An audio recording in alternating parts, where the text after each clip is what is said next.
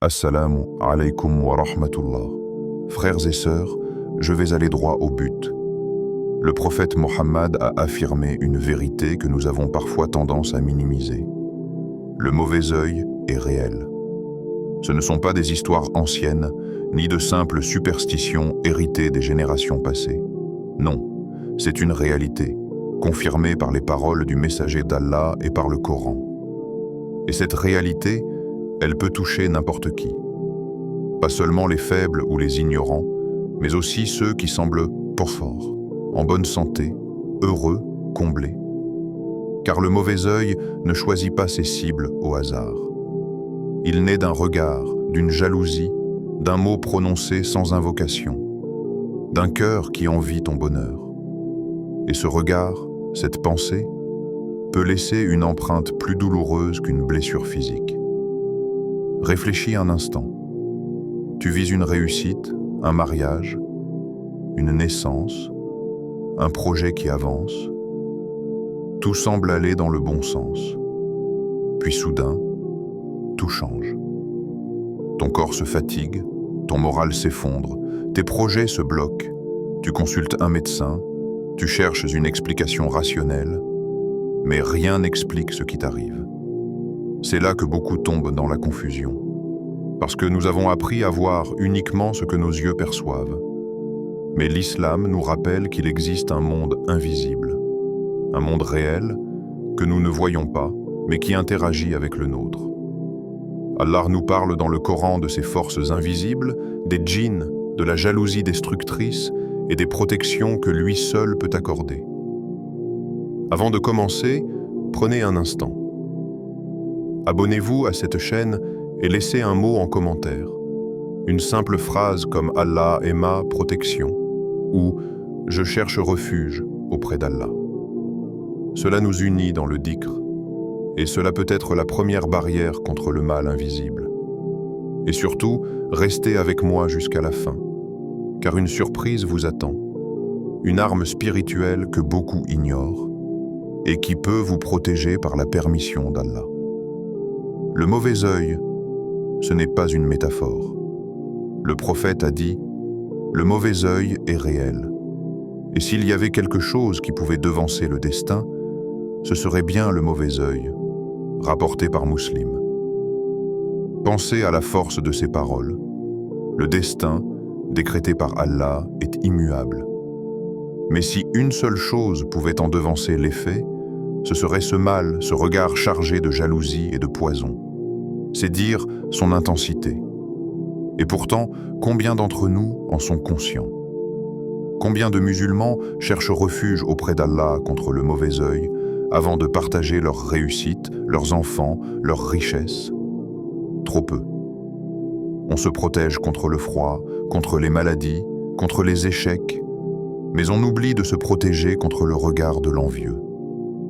Frères et sœurs, ne croyez pas que ces mots sont rares. Ils peuvent se cacher derrière des symptômes que vous attribuez à autre chose. Une fatigue qui ne passe pas malgré le repos. Une tristesse profonde, sans raison. Des blocages dans la vie alors que vous fournissez tous les efforts. Des cauchemars récurrents qui hantent vos nuits. Ou encore une lourdeur dans le cœur quand vous entendez le Coran. Voilà pourquoi il est essentiel d'apprendre à reconnaître ces signes.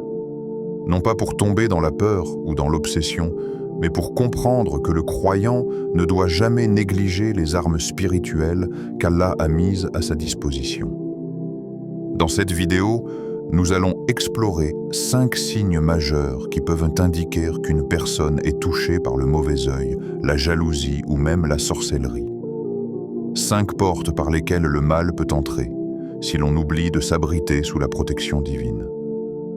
Alors, je vous demande une chose. Écoutez attentivement chaque signe, mesurez vos propres expériences et surtout, rappelez-vous que rien n'arrive sans la permission d'Allah. Ce que nous allons partager ici n'est pas pour semer la peur, mais pour renforcer votre vigilance et votre reliance à celui qui est Al-Hafid, le protecteur. Et croyez-moi, restez jusqu'à la fin, car la dernière partie vous révélera une protection spirituelle que beaucoup négligent, mais qui peut transformer votre rapport au Coran et à la foi. Frères et sœurs, le monde invisible est réel. Le prophète nous l'a enseigné. Le Coran nous l'a rappelé. Et aujourd'hui, il est temps de lever le voile et de comprendre ce que nos yeux ne voient ou ne voient pas, mais que nos cœurs peuvent reconnaître. Imagine, tu te réveilles un matin, épuisé, alors que tu as dormi des heures. Ton dos te fait mal, ta tête pèse comme si elle portait un fardeau invisible. Tu prends des médicaments, tu consultes un médecin, tu fais des analyses, mais à chaque fois, la même réponse, vous n'avez rien. Et pourtant, toi, tu sais. Ton corps crie que quelque chose ne va pas. Tu sens une lourdeur que personne ne peut expliquer. C'est là que la parole du prophète prend tout son sens. Il a dit « Le mauvais œil est réel », rapporté par Muslim. Ces douleurs étranges, ce poids permanent, ne sont pas toujours des maladies médicales. Parfois, elles sont le reflet d'un mal invisible, provoqué par un regard jaloux, une parole malveillante ou même une présence occulte. Le mauvais œil agit comme une flèche lancée contre toi. Elle ne se voit pas, mais elle atteint sa cible. Le cœur et le corps en portent la trace. C'est pourquoi beaucoup de croyants rapportent des symptômes tels que migraine soudaine, douleur qui se déplace d'un endroit à un autre, sensation de brûlure, fatigue extrême après un succès ou une exposition publique. Et si tu observes bien, ces douleurs apparaissent souvent après un événement particulier. Tu partages une réussite, tu reçois des compliments, tu montres ton enfant, ton nouveau travail, ta maison, et peu après, ton état change. Le prophète nous a appris que le mauvais œil n'est pas une simple superstition. C'est une réalité spirituelle capable d'affecter le corps. Dans un autre hadith, il a même conseillé à celui qui admire quelque chose chez son frère de dire « Barakallahu fik », qu'Allah mette la bénédiction en toi, pour que le regard ne devienne pas une flèche empoisonnée. Ces douleurs physiques inexplicables ne sont pas là pour te détruire, mais pour te réveiller. Elles sont comme une alerte que ton âme envoie à ton corps. Elles te rappellent que la vie ne se limite pas à ce que l'on voit. Et attention, il ne faut pas confondre tout malaise avec le mauvais œil. Un croyant doit d'abord vérifier les causes médicales, car l'islam nous enseigne aussi de chercher les moyens matériels. Mais lorsque la science ne trouve aucune explication, lorsque les douleurs persistent malgré les traitements, alors il faut ouvrir une autre porte, celle de la protection spirituelle. Le Coran nous rappelle, et nous faisons descendre du Coran ce qui est une guérison et une miséricorde pour les croyants. Sourate Al-Isra, verset 82. Oui, une guérison. Parce que ce mal invisible n'est pas plus fort que la parole d'Allah. Celui qui s'attache au Coran, qui multiplie le dhikr et qui invoque la protection d'Allah, verra son corps retrouver la paix. Frères et sœurs, souvenez-vous, quand le corps souffre sans raison, c'est peut-être l'âme qui crie. Et le remède, ce n'est pas toujours une pilule, mais un retour vers celui qui guérit tout, Ash-Shafi, le guérisseur. Parfois, le mal ne touche pas seulement ton corps. Il s'immisce dans ta vie entière. Tu avais un projet qui avançait bien, puis tout s'écroule. Ton couple allait bien, et soudain, des disputes surgissent sans explication. Tu cherches du travail, tu te donnes tous les moyens, mais les portes restent fermées. Ces blocages répétés, injustifiés, sont souvent le signe d'une barrière invisible, et le Coran en parle clairement. Allah dit « Et contre le mal de l'envieux quand il envie ». Sourate Al-Falaq, verset 5. L'envie, la jalousie sont comme un feu. Elles consument non seulement celui qui les ressent, mais elles projettent aussi une flamme sur celui qui est visé. Une parole de jalousie peut suffire à briser un projet. Un simple regard, à éteindre une lumière. Et ce mal est ancien. Même le premier meurtre sur terre, celui de Kabil contre son frère Habil, est né de la jalousie. C'est dire combien cette maladie du cœur peut mener au pire. Aujourd'hui, elle prend d'autres formes. Sur les réseaux sociaux, nous exposons nos vies, nos succès, nos biens. Chaque photo, chaque publication devient une cible. Derrière un écran, des yeux envieux se posent sur toi et ton équilibre vacille. Mais attention, il ne s'agit pas de vivre dans la peur ou de cacher toute joie. L'islam ne nous appelle pas à nous enfermer, il nous appelle à nous protéger. Le prophète récitait souvent les sourates Al-Falaq et An-Nas, connues comme Al-Mu'awwidatayn, les protectrices, pour se préserver du mal invisible. Ces blocages ne sont pas toujours une simple épreuve. Ils peuvent être une chaîne invisible attachée à tes pas. Et pour briser cette chaîne, il faut revenir à Allah. Pas seulement par les invocations, mais par une confiance totale en lui. Car parfois, Allah permet que ces blocages arrivent pour nous rappeler que la réussite ne vient pas de nos efforts seuls, mais de sa permission. Tu peux préparer ton projet pendant des mois, mais si Allah n'accorde pas la réussite, rien n'avance. Et inversement, il peut ouvrir une porte en un instant alors que tu n'as fait que peu d'efforts. Frères et sœurs, si vous constatez que vos projets se brisent toujours au dernier moment, si vos relations s'effondrent sans raison, si la vie vous semble comme un mur infranchissable, sachez que ce n'est pas toujours une fatalité. C'est peut-être un signe qu'il faut renforcer votre bouclier spirituel. Et ce bouclier, c'est le Coran, la Rokia, la prière sincère, et surtout le tawakkul, la confiance totale en Allah. Car aucun envieux, aucun djinn, aucune sorcellerie ne peut briser la volonté d'Allah. Celui qui place son destin entre ses mains trouve toujours une porte ouverte, même au milieu des murs. La nuit devrait être un refuge, un moment de repos où le corps s'abandonne et l'âme retrouve la paix. Mais pour certains, la nuit devient un champ de bataille. Tu t'allonges, tu fermes les yeux, mais le sommeil ne vient pas. Tu tournes, tu changes de position, ton esprit s'agite. Et quand enfin tu t'endors, ce ne sont pas des rêves paisibles qui t'attendent, mais des cauchemars. Des ombres te poursuivent. Tu vois des visages effrayants. Tu rêves que tu tombes sans fin. Ou pire. Tu sens une présence dans ta chambre, tu veux bouger mais ton corps est figé. Ton souffle se bloque, ton cœur bat à toute vitesse. C'est ce qu'on appelle la paralysie du sommeil. Et le matin, tu te réveilles vidé. Pas reposé, mais encore plus fatigué qu'avant de dormir. Comme si la nuit t'avait volé ton énergie. Ces signes ne sont pas anodins. Les savants de l'islam expliquent que ces troubles peuvent être liés à l'influence d'un djinn, au mauvais œil, ou même à des attaques invisibles qui visent l'âme du croyant. Le prophète, qui connaissait mieux que quiconque le monde caché, nous a donné des protections précieuses pour ces moments.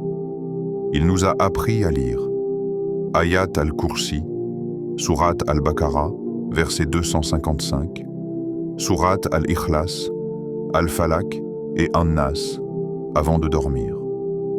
Il posait ses mains jointes devant lui, récitait ses sourates, puis les passait sur tout son corps. Un bouclier invisible se formait ainsi autour de lui chaque nuit.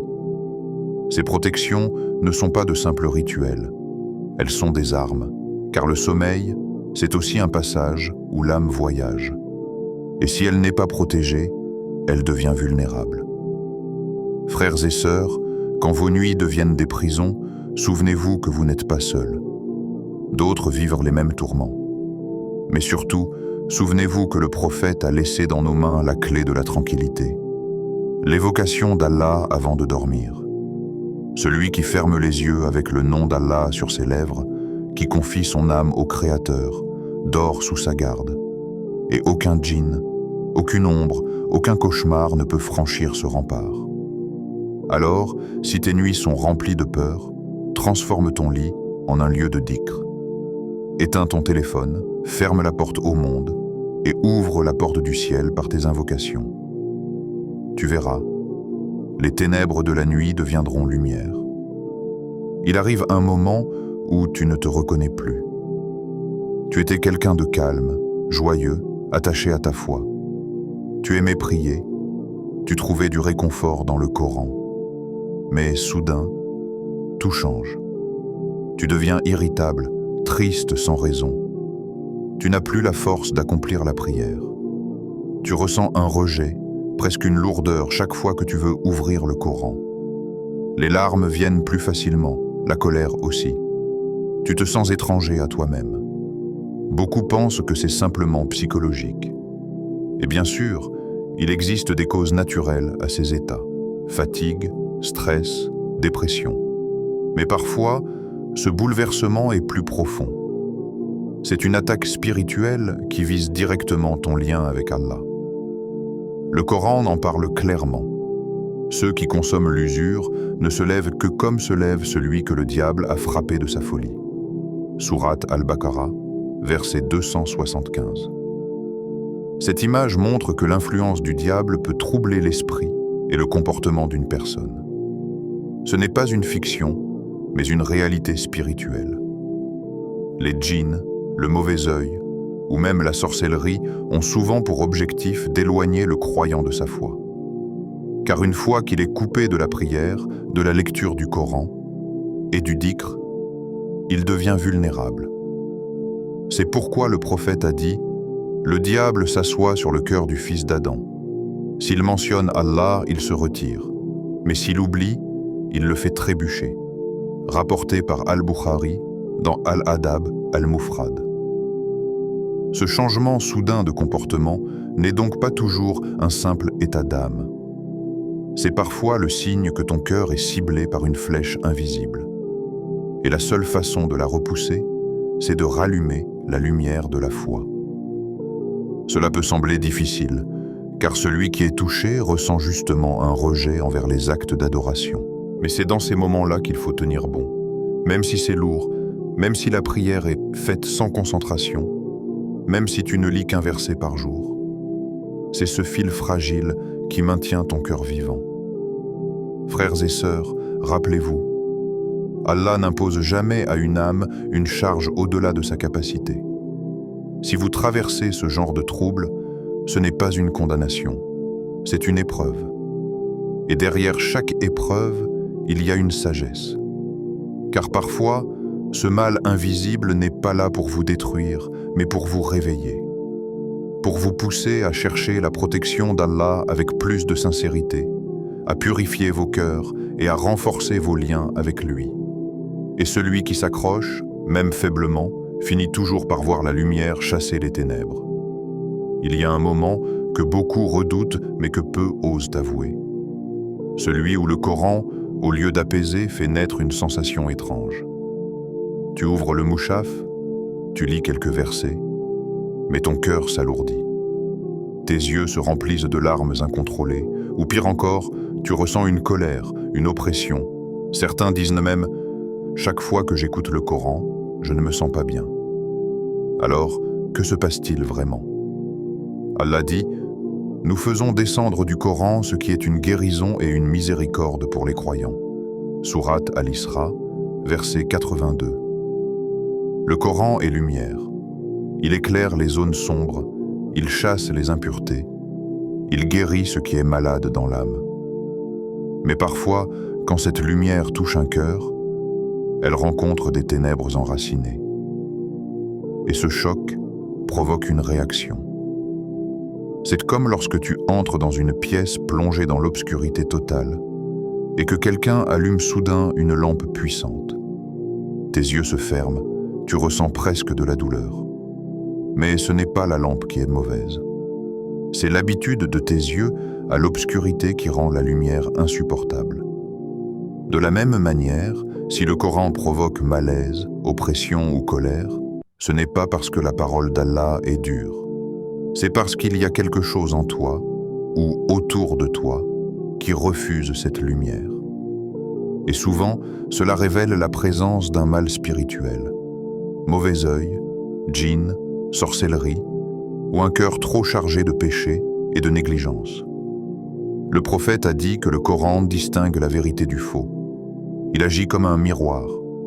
Si tu es en paix avec Allah, il te caresse le cœur. Mais si un mal invisible t'enchaîne, alors chaque verset devient une brûlure pour ce mal. Voilà pourquoi certains pleurent sans comprendre pourquoi, d'autres ressentent un poids sur la poitrine, d'autres encore sont pris d'une envie de fermer le livre ou de couper la récitation. Ce n'est pas toi qui rejettes le Coran, c'est le mal qui habite autour de toi ou qui te touche et qui se dévoile face à la lumière divine. Mais, frères et sœurs, voyez dans ce signe une miséricorde et non une condamnation. Car si tu ressens cela, c'est justement la preuve que le Coran agit. Il est en train de débusquer l'ennemi caché. Là où tu croyais que tout allait bien, le Coran te montre qu'il y a une bataille invisible en toi. Et la guérison est dans la persévérance. Même si c'est lourd, même si c'est douloureux, continue à écouter, continue à lire. Car chaque verset est une arme. Chaque mot arrache un morceau d'ombre. Chaque récitation affaiblit le mal, jusqu'à ce qu'il disparaisse complètement. Ne te dis pas « je ne peux pas, c'est trop difficile ». Dis-toi plutôt « c'est le signe qu'Allah veut me purifier ». Et accroche-toi à cette purification. Frères et sœurs, si cette vidéo t'a apporté un éclairage, laisse un like, abonne-toi et surtout partage-la autour de toi. Car peut-être qu'un proche souffre en silence sans savoir d'où vient son mal.